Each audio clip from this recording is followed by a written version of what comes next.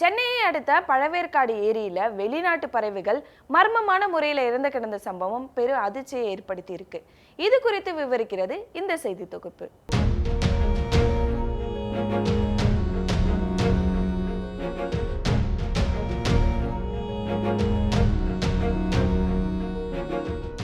இந்தியாவில் இரண்டாவது மிகப்பெரிய ஏரியாக விளங்குகிறது பழவேற்காடு ஏரி. ஒவ்வொரு ஆண்டும் ஐரோப்பிய நாடுகளில் இருந்து இங்கு வரும் ஒரு பறவைதான் நார்த்தன் பென்டெயில்.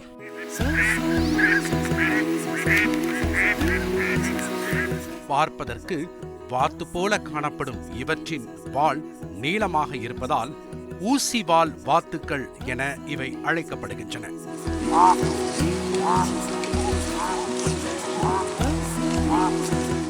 இனப்பெருக்கத்துக்காக சுமார் 7000 கிலோமீட்டர் தூரம் பயணித்து பழவேற்காடு ஏரிக்கு வருகின்றன.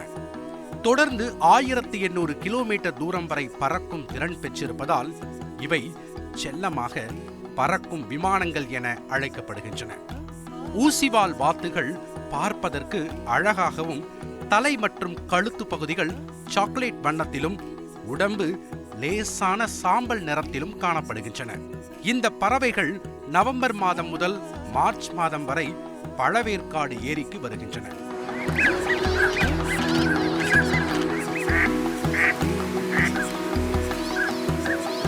கடந்த 2 நாட்களாக பழவேற்காடு ஏரியில் தஞ்சமடைந்துள்ள நார்த்தன் பென்டெயில் பறவைகள் மர்மமான முறையில் உயிரிழந்து கிடப்பது அப்பகுதி மக்களை அதிர்ச்சியில் ஆழ்த்தியுள்ளது.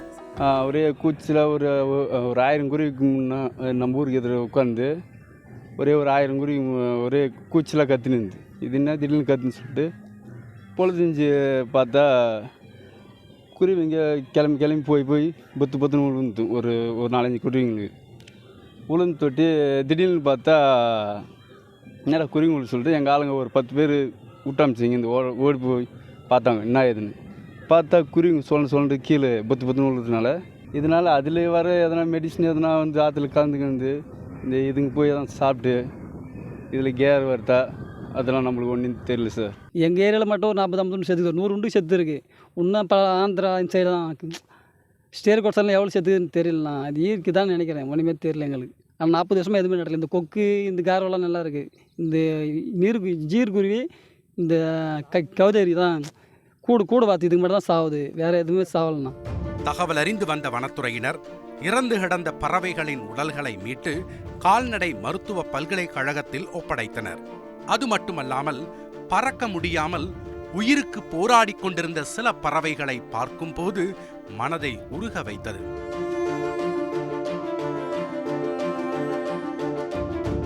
தகவல் அறிந்து வந்த கால்நடைத்துறை அதிகாரிகள் சம்பவ இடத்தில் ஆய்வு செய்ததுடன் பறவைகள் இறந்து கிடந்த இடத்தில் இருந்த நீரினை எடுத்து சோதனைக்காக ஆய்வகத்திற்கு அனுப்பி உள்ளனர்.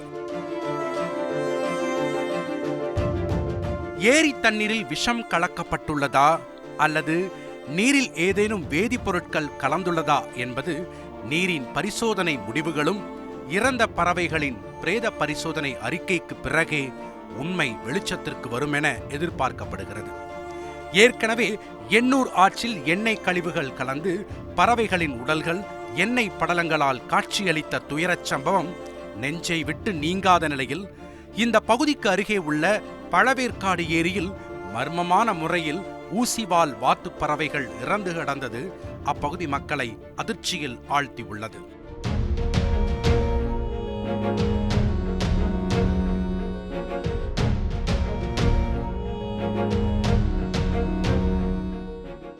பாலிவுட் நடிகரான அமிதாப் பச்சன் மற்றும் அவரோட மனைவியின் சொத்து மதிப்பு விவரங்கள் வெளியாகி இருக்கு. இது குறித்து விரிவாக பார்க்கலாம். பாலிவுட் பிக் பி என்று அழைக்கப்படும் நடிகர் அமிதாப் பச்சன் ஹிந்தி திரைத்துறையில் பிளாக் அண்ட் ஒயிட் காலம் தொடங்கி OTT காலம் வரை கோலோச்சி வருகிறார். இவரின் மனைவியும் நடிகையுமான ஜெயா பச்சன் சமாஜ்வாதி கட்சியில் இணைந்து 2004ஆம் ஆண்டு முதல் மாநிலங்களவை எம்பியாக உள்ளார். இந்த நிலையில் அவரின் பதவிக்காலம் ஏப்ரலில் முடிவடைய உள்ள நிலையில் பிப்ரவரி 27ஆம் தேதி நடைபெறவுள்ள மாநிலங்களவை எம்பி தேர்தலில் போட்டியிட மீண்டும் வேட்புமனு தாக்கல் செய்துள்ளார். அதில் தனக்கும் தனது கணவருக்கும் மொத்தமாக 1578 கோடி மதிப்பிலான சொத்து இருப்பதாக குறிப்பிட்டுள்ளார். மேலும் தன்னிடம் 40.97 கோடி ரூபாய் மதிப்பிலான நகைகள், 9.82 லட்சம் மதிப்பிலான கார் உள்ளதாகவும், தனது கணவர் அமிதாப் பச்சனிடம் 54.77 கோடி மதிப்பிலான நகைகள், 2 மெர்சிடஸ், 1 ரேஞ்ச் ரோவர் கார் உட்பட 17.66 கோடி ரூபாய் மதிப்பிலான 16 வாகனங்கள் இருப்பதாகவும் மனுவில் குறிப்பிட்டுள்ளார். மேலும் அமிதாப், ஜெயா தம்பதிக்கு சொந்தமாக 849.11 கோடி ரூபாய்க்கு அசையும் சொத்தும், 729.77 கோடிக்கு அசையா சொத்தும் இருப்பதாக அவர் குறிப்பிட்டுள்ளார். தேர்தல் பிரமாண பத்திரத்தின்படி விளம்பரங்கள், எம்பியாக இருந்து வாங்கிய சம்பளம், திரைத்துறையில் நடித்ததற்கான சம்பளங்கள் மூலம் ஜெயா பச்சன் சொத்து சேர்த்து உள்ளதாக குறிப்பிடப்பட்டுள்ளது. அதேபோல் அமிதாப் பச்சன் நடிகராக பெறும் சம்பளத்தையும் தாண்டி வட்டி, வாடகை, சோலார் ஆலைகள் மூலமாகவும் வருவாய் ஈட்டுகிறார் என குறிப்பிடப்பட்டுள்ளது. உலகின் 3வது பெரிய பொருளாதாரமான ஜப்பானை ஜெர்மன் முந்தியுள்ளது. இது குறித்து அலசுகிறது இந்த செய்தி தொகுப்பு.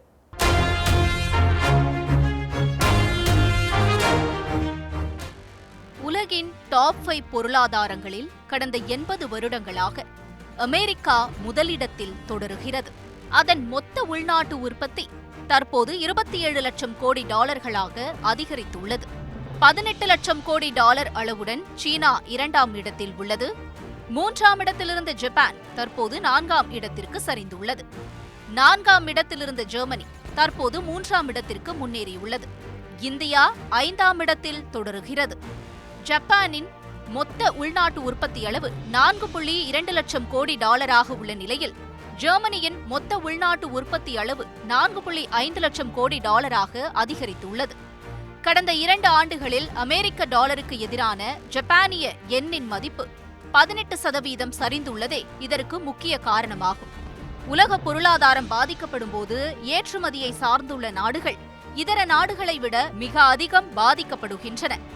ஜப்பானிய பொருளாதாரம் ஏற்றுமதியை சார்ந்துள்ளதால் கடந்த 2 ஆண்டுகளாக கடுமையான பாதிப்புகளை எதிர்கொண்டு வருகிறது. குழந்தை பிறப்பு விகிதம் மிக குறைந்து விட்டதால் இளைஞர்கள் எண்ணிக்கை சரிந்து முதியவர்களின் எண்ணிக்கை அதிகரித்து வருகிறது. இதன் காரணமாக பணிபுரிபவர்கள் விகிதம் சரிந்து உற்பத்தி மற்றும் ஏற்றுமதிகள் பாதிக்கப்படுகின்றன. 1970களில் அமெரிக்காவிற்கு அடுத்து 2ஆம் பெரிய பொருளாதாரமாக இருந்த ஜப்பான் படிப்படியாக பின்தங்கி வரும் நிலையில் மிகவும் பின்தங்கியிருந்த சீனா அசுர வளர்ச்சி பெற்று படிப்படியாக முன்னேறி இன்று 2ஆம் பெரிய பொருளாதாரமாக உருவெடுத்துள்ளது. அடுத்த 20 ஆண்டுகளில் சீனா முதலிடத்திற்கும் இந்தியா 3ஆம் இடத்திற்கும் முன்னேறும் என்றும் கணிக்கப்பட்டுள்ளது. லெபனான் மீது இஸ்ரேல் போர் விமானம் நடத்திய தாக்குதல்ல 2 குழந்தைகள் உட்பட 7 பேர் உயிரிழந்திருக்காங்க. இதன் பின்னணியை விளக்குகிறது இந்த செய்தி தொகுப்பு.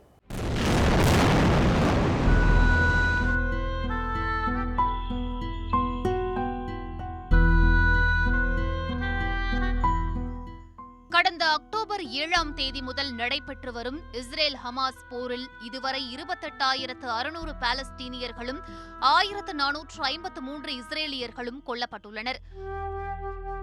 ஹமாஸ் இயக்கத்திற்கு ஈரான் மற்றும் ஈரானின் ஆதரவு பெற்ற ஷியா ஆயுத குழுக்களான ஹிஸ்புல்லா மற்றும் ஹவுதிகள் அமைப்பினர் ஆயுத உதவிகள் உள்ளிட்ட பல்வேறு உதவிகளை அளித்து வருகின்றனர்.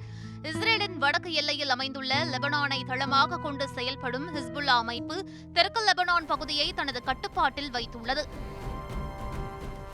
காசா போரை இஸ்ரேல் நிறுத்த வேண்டும் என்று கூறும் ஹிஸ்புல்லா வடக்கு இஸ்ரேல் பகுதியில் உள்ள குடியிருப்புகள் மீது அவ்வப்போது ராக்கெட் தாக்குதல்களை நடத்தி வருகிறது.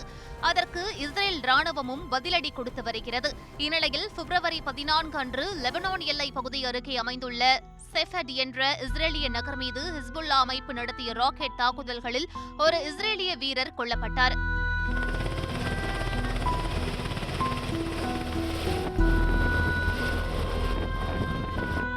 இதைத் தொடர்ந்து லெபனானில் ஹிஸ்புல்லா அமைப்பினர் முகாமிட்டுள்ள பகுதியில் இஸ்ரேலிய போர் விமானங்கள் குண்டுவீசி தாக்குதல் நடத்தின. இதில் 2 குழந்தைகள் மற்றும் ஒரு பெண்மணி உட்பட 7 பேர் கொல்லப்பட்டனர்.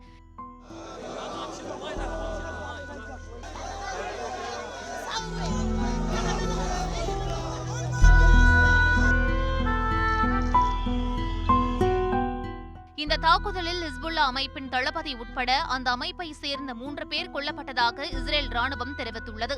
இதற்கு பதிலடி கொடுக்கும் விதமாக வடக்கு இஸ்ரேல் பகுதியில் உள்ள குடியிருப்புகள் மீது ஹிஸ்புல்லா அமைப்பு ராக்கெட்டுகளை வீசி பதில் தாக்குதல் நடத்தியுள்ளது.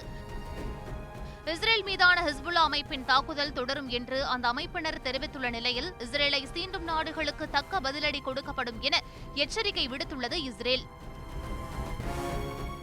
சென்னை மெட்ரோ ரயிலில் பயணிக்கிற பெண் பயணிகளோட பாதுகாப்புக்காக பிங்க் ஸ்குவாட் திட்டத்தை மெட்ரோ நிறுவனம் அறிமுகப்படுத்தியிருக்கு. இந்த திட்டத்தை பற்றி விவரிக்கிறது இந்த செய்தி தொகுப்பு.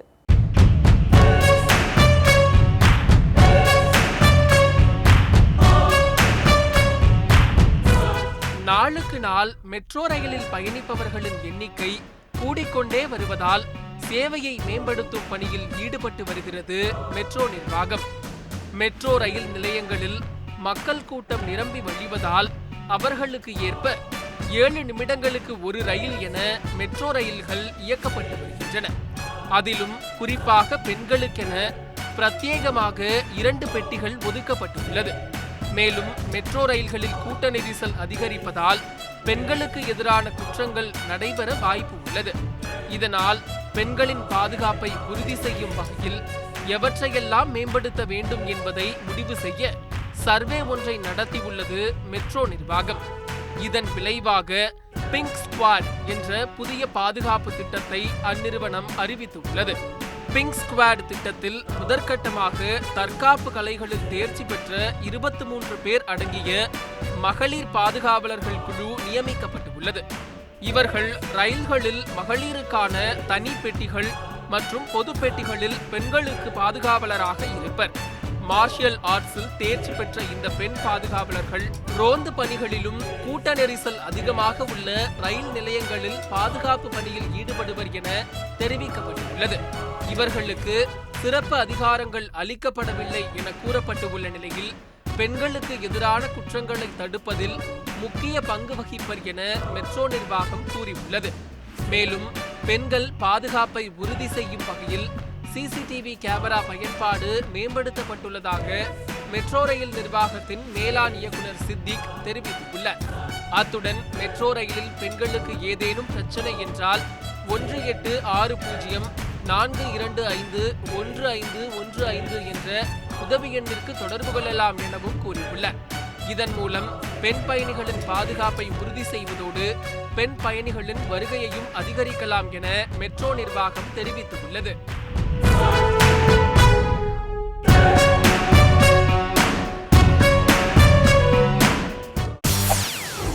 செய்திகளை உடனுக்குடன் தெரிந்து கொள்ள உடனே சப்ஸ்கிரைப் பண்ணுங்க.